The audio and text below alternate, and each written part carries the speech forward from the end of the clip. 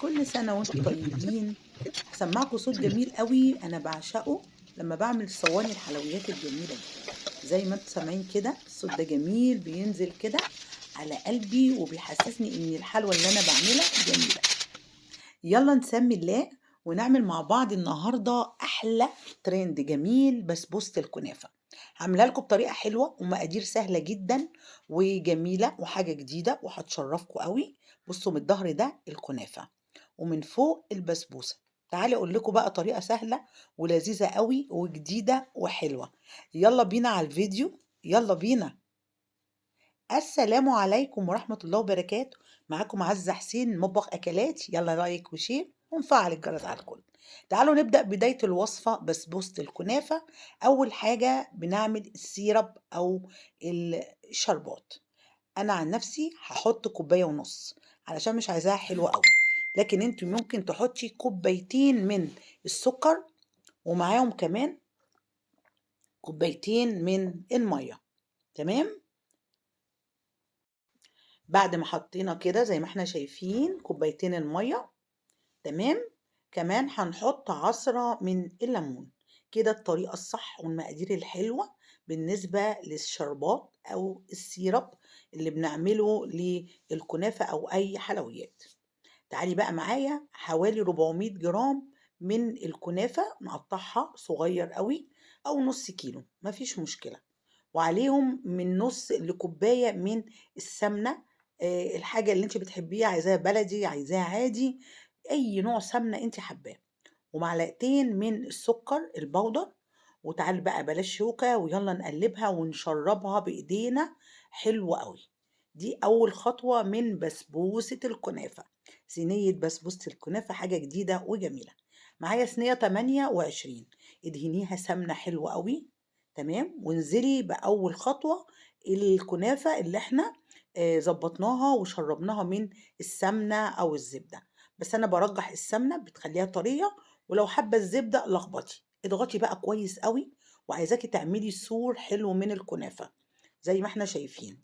الخطوة الأولى هاتي نفس الطبق أو البولة، مفيش مشكلة. معانا 250 جرام سميد اللي بنعمل بيه البسبوسة، يعني ربع كيلو. عليه نص كوباية من السكر، نص كوباية من جوزة الهند. لو حابة تزودي دي اختياري، مش حباها خالص عادي مفيش مشكلة. ونص معلقة من البيكنج باودر. دي كده معانا الحاجات الجافة. كان معايا كده سكرة كده شلتها كانت كبيرة، أنا مش عايزة أي سكر يكون مكلكع. ونص كوباية من السمنة على الزيت. وكمان كوباية من الزبادي البلدي بحبه قوي، دسم وجميل. حابة تغيري الزبادي مفيش مشكلة. ونص كوباية من اللبن. مقادير سهلة ولذيذة قوي. قلبي كده بسرعة وحاجات خفيفة. معلقة من القشطة بتديها تيست وطعم عالي جدا وطعم لذيذ وتيست عالي. تعالي بقى نقلب كده بالراحة وما تقلبيش كتير عشان تقليب البسبوسة كتير هينشفها مننا. مجرد ما المكونات كلها تختلط خلاص تقليبة واتنين. انزلي بيها بقى على الكنافة زي ما احنا شايفين. جميلة أوي. شايفين عاملة معايا ازاي الخليط، لا تقيل ولا خفيف. هنبتدي بقى نفردها على الكنافة. بصوا دي بقى معلقة من عسل الكلوكوز. أنا كنت نسيت أحطها في الأول بس عادي جدا. حطيتها وفرشيها عادي مع الخليط مع السخونية كله هيدوب ويسيح مع بعض مفيش مشكلة. أنا وريتك العلبة. ما عندكيش عسل الكلوكوز معلقة من عسل النحل، ده بيقوم بمهام التاني عادي جدا. ابتدي بقى وزعي خليط البسبوسة زي ما احنا شايفين كده. تمام. وهتهبديها برضو هبدتين علشان الخليط ينسجم ويخش كده على الكنافة. تمام. انا مولعة الفرن على درجة حرارة 200 على الرف الاوسط. بصي اي مكسرات حطيها عشوائيا. انا كان عندي سوداني، اي نوع مكسرات. مش حابة المكسرات ما تحطيش. تمام. اي نوع بسبوسه متواجده، سوري، اي نوع مكسرات سوداني. مش عايزه مش حابه بلاش. انا بزود قيمه غذائيه، بعمل ديكوريشن جميل للحلويات. اهبديها بقى كده كويس وعلى الفرن لمده تلت ساعه هتراقبيها. تمام. طلعت معايا بالظبط بعد تلت ساعه. حسب الفرن عندك بتاخد سوا، مش شرط، ممكن يكون اكتر يلا بقى كده معانا السيرب أو الشربات سخن سخن، تبقى البسبوسة الكنافة سخنة والشربات سخن، الاتنين سخنين. ومعانا بقى قطعة من أي سمنة بلدي أو زبدة، حاجة كده بتعلي التست، بتدي طعم رائع.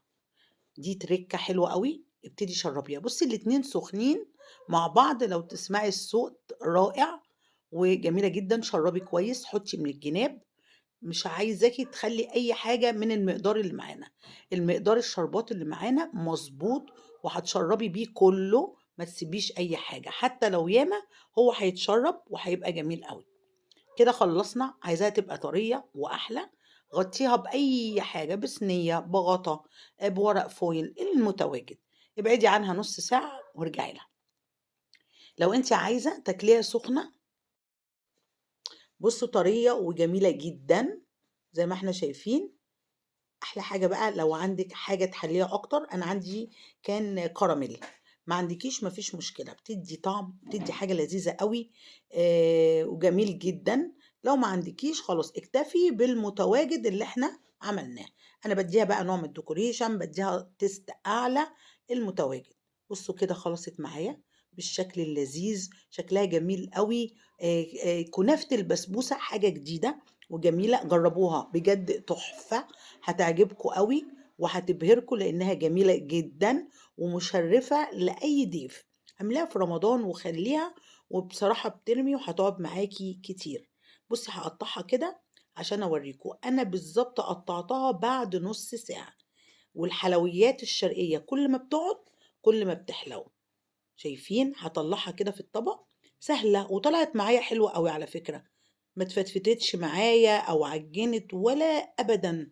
كل الكلام ده لذيذة قوي وريحتها حلوة، وهتقدميها بالشكل الجميل وهتعجبكم قوي. بصوا شايفين شكلها جميل جدا. كل سنة وانتم طيبين. جربوا الحلويات الشرقية الجميلة. انا بس هقلبها لكم من الظهر واوريكم شكل الكنافة من تحت عامل ازاي. حاجة جديدة، جربوها هتعجبكم، قدموها لضيوفكم.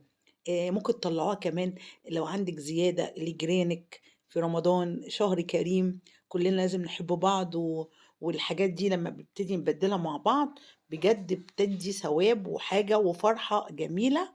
وإن شاء الله هتعجبكم، ويا رب يكون الفيديو عجبكم وخفيف على قلبكم. بصوا زي ما انتم شايفين، ادي الكنافة من تحت اهو، زي ما انا قلت لكم حبيت اوريها لكم. كل سنة وانتم طيبين، وسلام عليكم ورحمة الله وبركاته، واللهم بلغنا رمضان.